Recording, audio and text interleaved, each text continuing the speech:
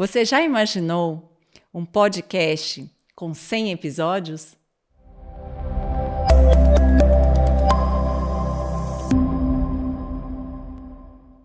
Eu sou Renata Fontani, especialista em pele, e hoje nós estamos no episódio 100.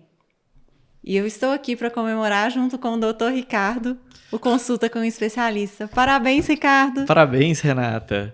Não é todo dia que a gente faz 100 episódios gravados de podcast. Né? E de podcasts maravilhosos, com muita informação, né? Com uma dedicação minha e sua muito grande, né, para esse podcast. Sim. Tenho muito orgulho de participar desse projeto e espero que venham muitos e muitos e muitos por aí.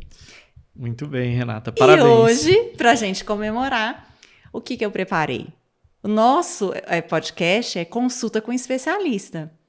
Então, tem alguns clientes, alguns seguidores que mandaram algumas perguntas que eles gostariam de fazer, às vezes não têm oportunidade de consultar com a gente, e gostaria que você ajudassem a eles a resolver os problemas que eles têm e não confiam, às vezes, em outras pessoas para resolver esses problemas. Você topa? Claro, Renata. Muito bem. Então, vamos lá.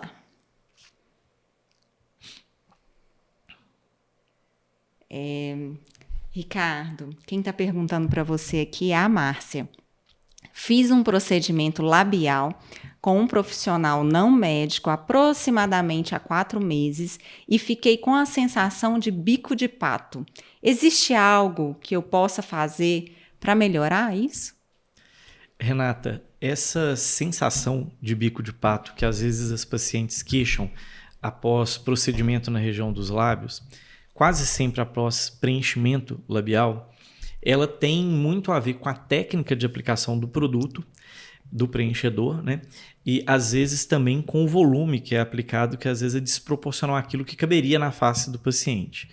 Então, geralmente, existem 2 coisas distintas que podem ser feitas, que aí depende da avaliação que a gente faz nesse paciente. A primeira coisa que a gente vai ter que fazer é avaliar certinho com a Márcia como que foi feito esse procedimento, qual foi o produto utilizado.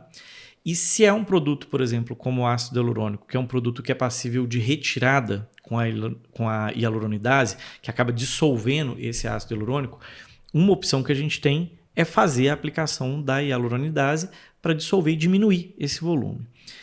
Quando é um procedimento que a gente não consegue retirar completamente, o que pode ser feito é avaliar se a gente não consegue fazer um tratamento da região facial como um todo para criar uma harmonia melhor e não destacar ou não projetar tanto essa parte da borda dos lábios que dá essa sensação de lábio muito projetado, de bico de pato. Então, o bico de pato é a forma com que o profissional aplica, né? Sim. Então, ele pode fazer de uma forma, não são todos os lábios que ficam assim. Não, a grande maioria não fica, né, Renata? Ele pode ter a ver tanto com... É uma queixa muito grande, né? É uma queixa frequente. Ainda mais, quando a gente começou a trabalhar com preenchimentos labiais, a gente via que muita gente começou a fazer e não tinha tanta experiência. Então, era uma queixa muito mais frequente até no passado do que hoje, porque a técnica que as pessoas utilizavam era um pouco diferente do que a gente faz hoje. Mas mesmo hoje, a gente ainda vê muitas pessoas fazendo preenchimento labial e ficando com essa sensação. Pode ter a ver com o volume, às vezes a quantidade de preenchedor que foi aplicado é muito grande, proporcional ao tamanho do rosto do paciente, e às vezes esse excesso de produto dá essa projeção excessiva, que dá essa sensação de bico de pato. Às vezes é pela posição do preenchedor. Às vezes a pessoa faz em localizações que projetam muito anteriormente o lábio, e essa projeção anterior é que faz essa sensação de bico de pato, né? Então, por isso que é muito importante a avaliação com o especialista. Exatamente para poder avaliar, olha, o que é o seu caso? É um excesso do preenchedor? É a localização dele? Qual o produto que foi utilizado? É um produto que dá para ser retirado? É um produto que não dá para ser retirado? E a gente precisa fazer outras coisas para a região ficar mais harmônica? Então, por isso é que é tão importante assim uma avaliação. Mas tem o que ser feito? Tem. Inclusive mais de uma opção.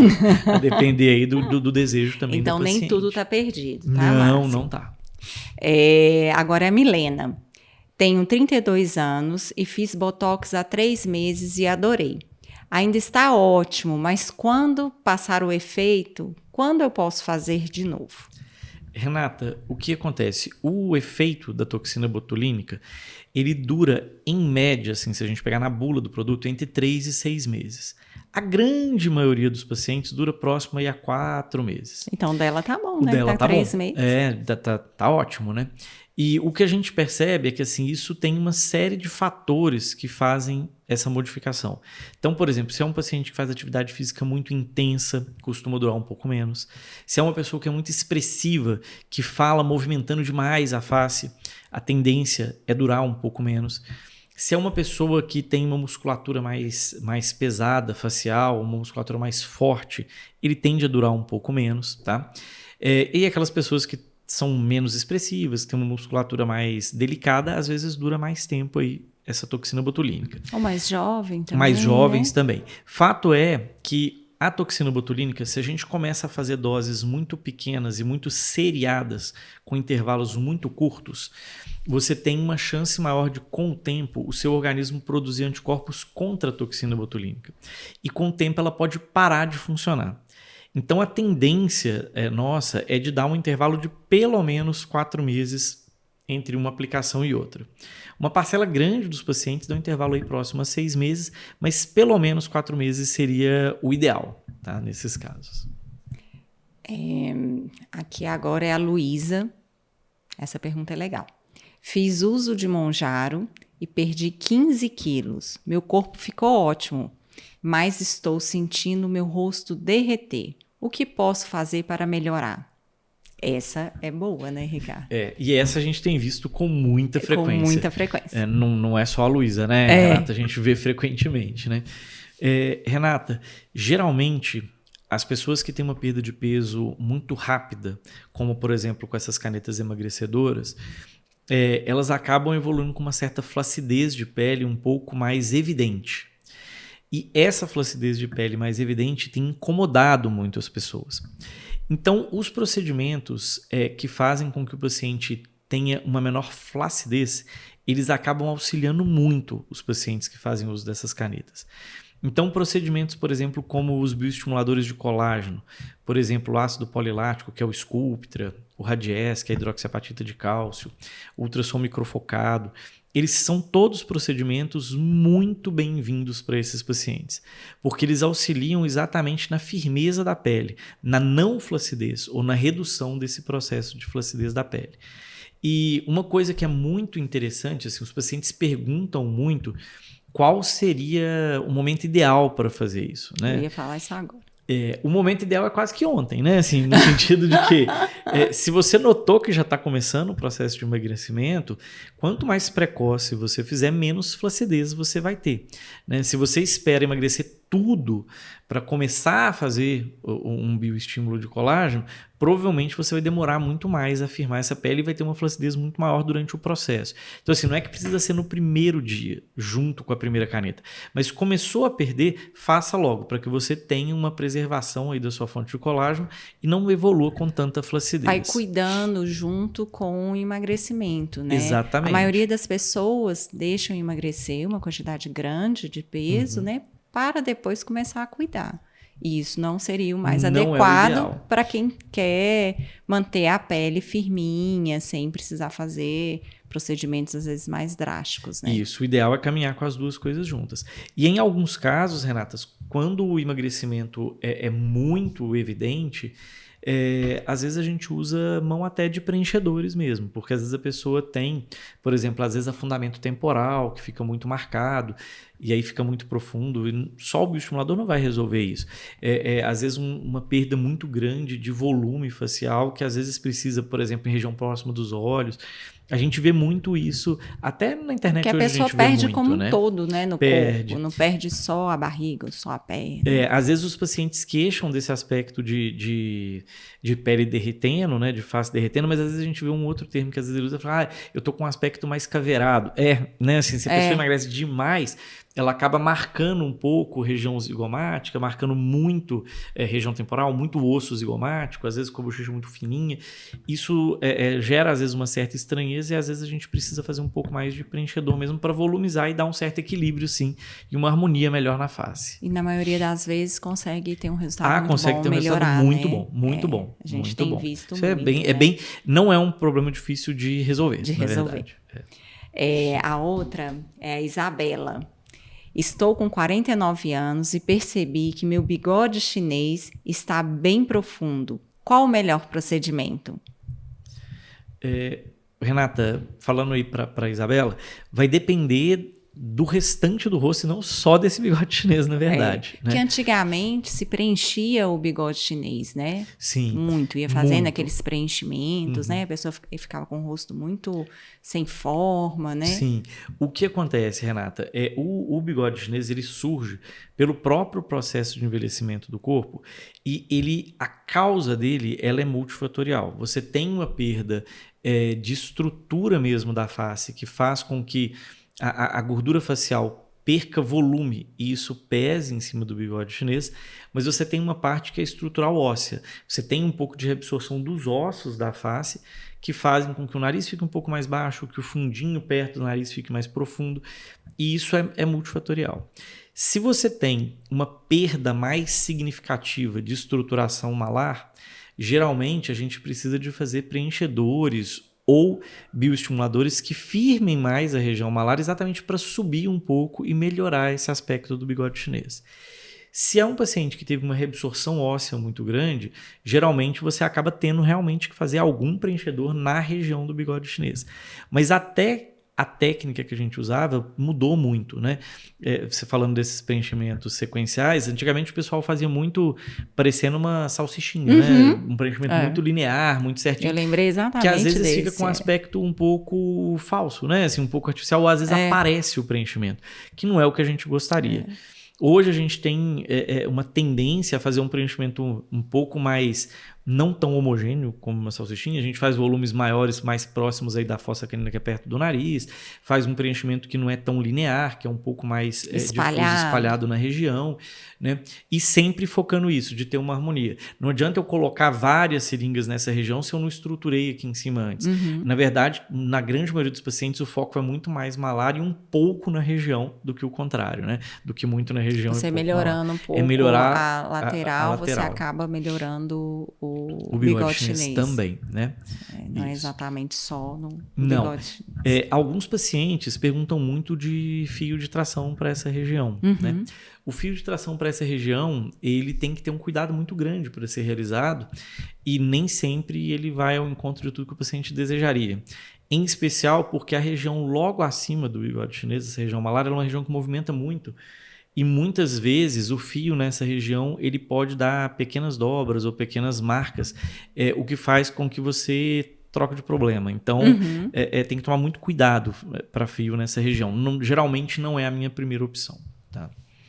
Mas essas dobras do fio também com o tempo tendem a ceder com o tempo. Tendem a ceder. Eu prefiro o fio para a parte mais inferior da face do que para essa parte muito alta para tração. Né? Para bioestímulo, não. Você pode fazer bioestimulador com fio nessa região também.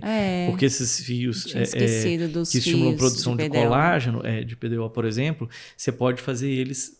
tem um fio que vem uma agulha com vários fios na mesma agulha, como se fosse um tufinho de fios numa agulha única.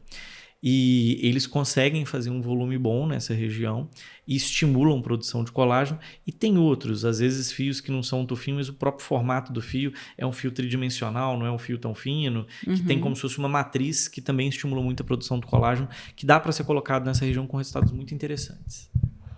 Agora a Débora. Minha olheira é bem profunda e escura. Preenchimento resolve?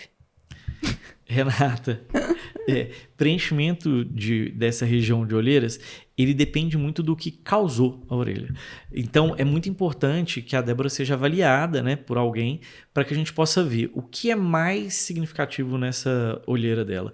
A profundidade, a perda de volume, a cor que tem essa olheira, porque às vezes a cor que a gente enxerga é por sombra. Às vezes você tem um sulco nasolacrimal tão profundo que ele dá reflexo, ele dá sombra e dá uma impressão de olheira. Às vezes o sulco não é tão profundo, mas a cor da pele é muito alterada porque tem muito vaso na região. Às vezes não é nem a cor por causa dos vasos, mas é por depósito aí de ferro, porque tem microsangramentos ao longo da vida por ter muitos vasos na região. Então, para cada um desses componentes, existem tratamentos preferenciais. Se é uma olheira realmente funda, os preenchedores funcionam muito bem. Eles ajudam muito a corrigir volume, mas eles têm que ser feitos com muito cuidado nessa região, por ser uma região de pele extremamente fina, para que eles não apareçam. Uhum. Se é uma... Que é outra queixa. Às vezes a pessoa fica com medo de fazer o preenchimento de olheira por ele ficar aparecendo e ficar parecendo que é bolsa, né? Sim. É um produto que está mal depositado, né, Ricardo? Depositado às vezes num plano errado ou um volume maior do que deveria ter sido feito naquela região. Quando faz com cuidado, com parcimônia, geralmente tem resultados muito bons, né?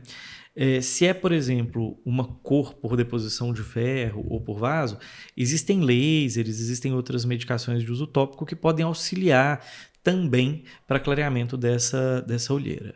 Né? Assim, mas o preenchimento resolveria? Depende, porque aí vai depender da avaliação dessa olheira da paciente. Né? E às assim, vezes ela pode ter tudo ao mesmo tempo. E também, muitas né? vezes é preciso de fazer mais de um procedimento. Assim, às vezes não só o preenchimento resolve tudo, vai ter que fazer ele associado às vezes a um produto, associado a um laser, associado a um peeling, para casar aí e ter uma melhora de resultado.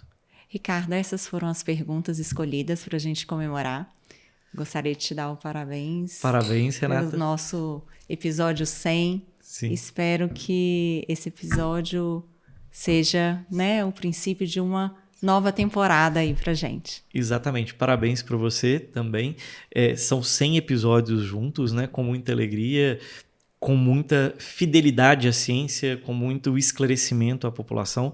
Espero que a gente continue sempre parceiros e sempre assim.